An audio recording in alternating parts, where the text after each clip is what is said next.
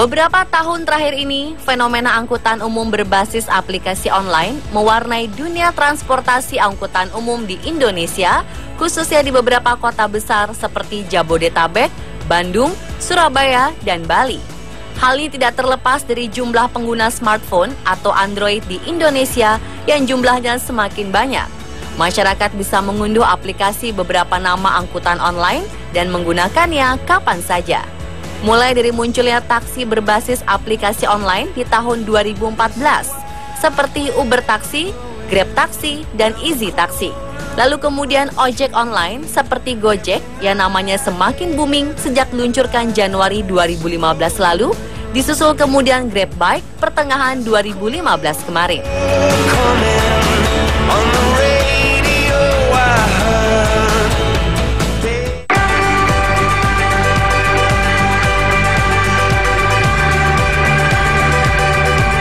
Hanya di Indonesia, taksi berbasis aplikasi online mulai hadir di berbagai kota di dunia sejak 2014.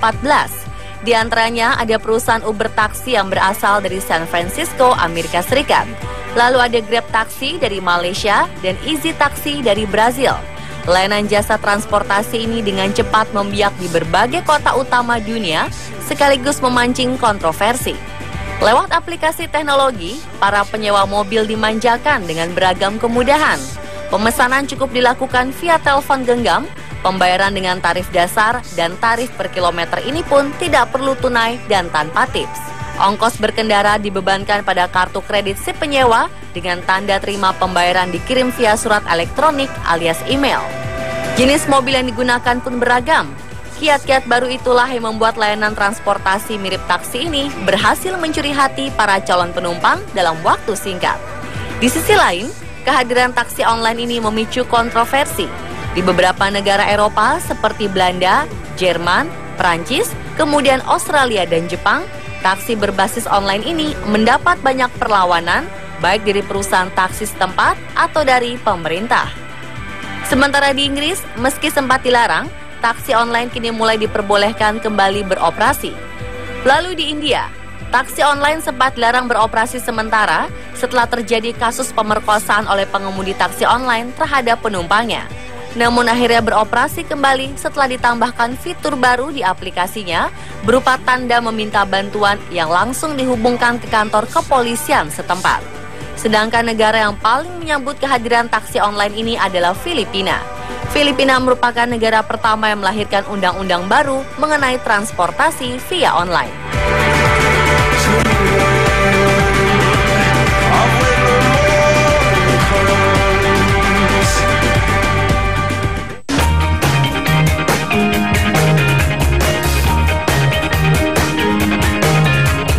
Tak lama kemudian selain taksi online, di Indonesia muncul juga ojek online. Salah satu startup lokal buatan anak negeri yang namanya semakin besar adalah Gojek. Disusul kemudian startup dari Malaysia, yakni Grab Bike. Kehadiran ojek online ini mendapat sambutan gembira dari warga masyarakat karena memberi banyak kemudahan dan manfaat bagi calon penumpang yang sudah mengunduh aplikasinya di ponsel.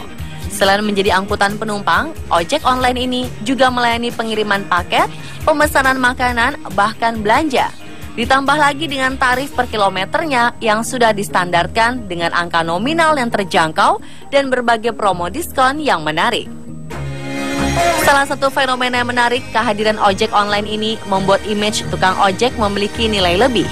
Sebab mereka mendapatkan berbagai edukasi mengenai teknologi, customer service, atau pelayanan yang baik terhadap pelanggan, hingga keselamatan berkendara.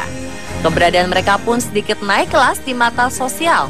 Faktanya, para pengemudi ojek online ini memiliki latar belakang yang beragam, mulai dari tukang ojek pangkalan, para pengangguran, ibu rumah tangga, hingga mahasiswa dan pekerja kantoran yang memilih untuk resign atau berhenti bekerja dan menjadi supir ojek online.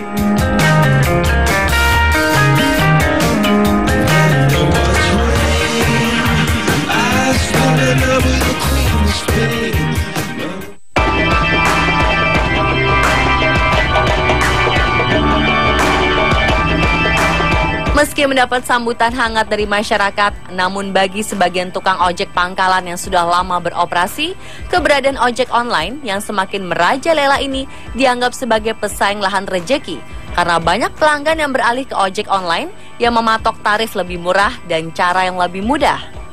Beberapa kasus pemukulan, pencegatan, dan penutupan jalan bagi ojek online pun pernah terjadi di beberapa lokasi. Sementara sebagian tukang ojek pangkalan lainnya sudah bergabung menjadi bagian dari pengemudi ojek online. Protes terhadap jasa angkutan online baik taksi maupun ojek juga dilakukan oleh pengusaha angkutan umum resmi dan angkutan umum lainnya yang tergabung dalam organisasi angkutan darat atau Organda.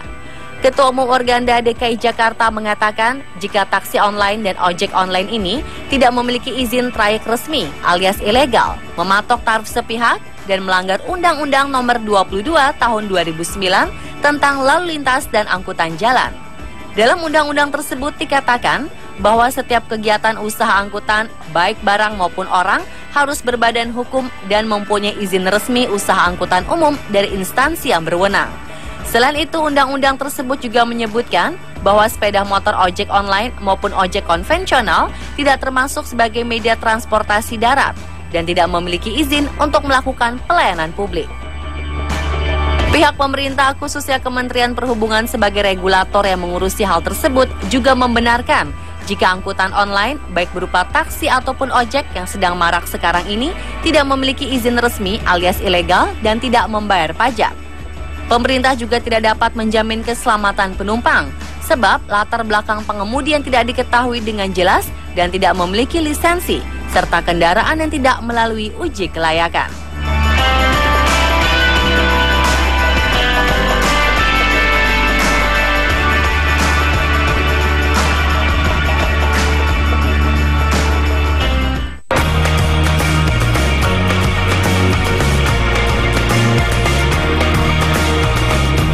Terlepas dari berbagai polemik yang ada, fenomena angkutan online ini memperlihatkan impian masyarakat akan adanya transportasi umum yang nyaman dan murah. Selama ini, tak jarang masyarakat yang justru merasakan sendiri kekhawatiran mereka saat menaiki angkutan umum yang kondisinya sudah rusak, serta supirnya ugal-ugalan dan tidak ramah, dan terkadang meminta tarif yang cukup mahal. Namun keberadaan jasa transportasi berbasis aplikasi ini menjadi sorotan lantaran belum memiliki payung hukum. Di sisi lain, kehadiran ojek online yang jumlahnya semakin banyak ini menjadi koreksi bagi angkutan konvensional dan juga pemerintah untuk memberikan fasilitas angkutan yang aman, cepat, dan nyaman bagi masyarakat.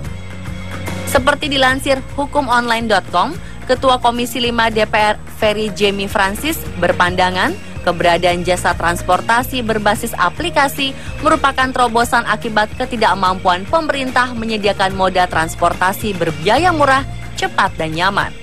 Namun ia berpandangan tetap dibutuhkan aturan berupa regulasi sebagai payung hukum agar dapat melindungi mereka yang menggantungkan nafkah dengan jasa transportasi berbasis aplikasi dan juga penumpangnya. Sementara Direktur Eksekutif Masyarakat Transportasi Indonesia atau MTI, Dedi Herlambang berpandangan harus ada regulasi baru yang tegas. Apakah aplikasi berbasis transportasi ini diperbolehkan atau dilarang? Jika diperbolehkan, seperti apa? Dan jika dilarang, seperti apa? Dan pemirsa, itulah beberapa informasi mengenai fenomena angkutan online versi On The Spot.